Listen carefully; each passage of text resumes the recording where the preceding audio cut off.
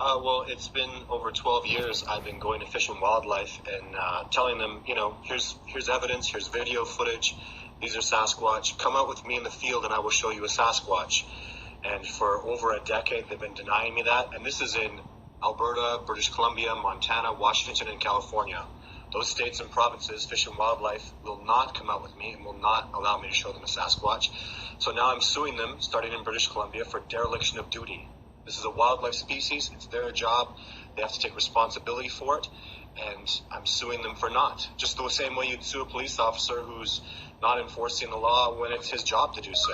I don't want to hear excuses. It's their job. Enforce the law.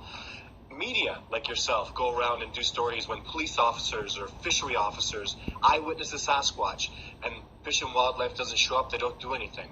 The incident with the police officer in northern British Columbia, he didn't know what to do. He was there twice, scaring off a Sasquatch, and that's not his job. It's a wildlife issue. Where was Fish and Wildlife? And I'll tell you where. They were nowhere, doing nothing. That's what they do when it comes to Sasquatch.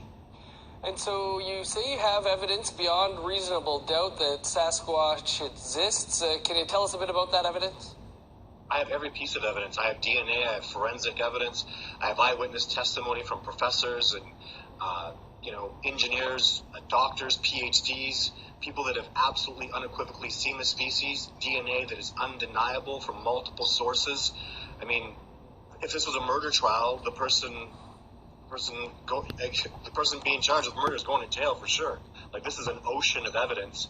And if this goes to trial, which is what they don't want, which is the difficulty to get it to go to trial, but if it goes to trial, I'll win. The problem is we need some sort of precedent case study to show the judge that this sort of lawsuit has gone to trial before, and that's what's really difficult. We're trying to compare ourselves to civil allegations and tobacco companies, and it's hard to make that connection so a judge can let this go to court because he doesn't care how much evidence we have.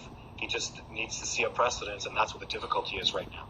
And so what is a successful outcome for you in this lawsuit?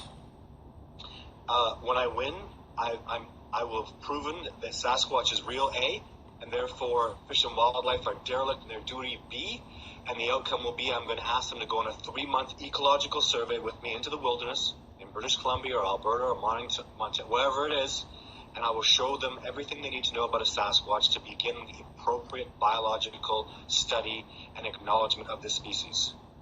And Todd, do you know when this is coming back to court?